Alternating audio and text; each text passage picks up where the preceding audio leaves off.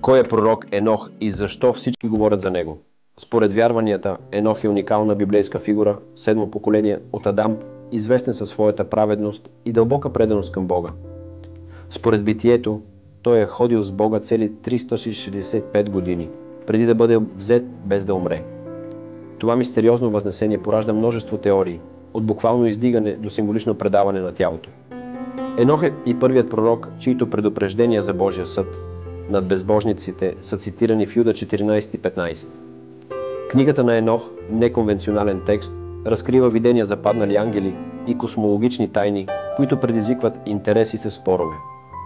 В контекста на есхатологията, неговите пророчества се интерпретират като предвестници на Апокалипсиса. Въпреки че традиции го смятат за един от двамата, взети живи на небето, Йоан отхвърля тази идея. В мормонството Енох е представен като основател на град Сион, което е различно от каноничните текстове. Търсенето на скрити библейски тайни около Енох отразява сложността на връзката между божественото и човешкото, а той остава символ на праведността в един развратен свят.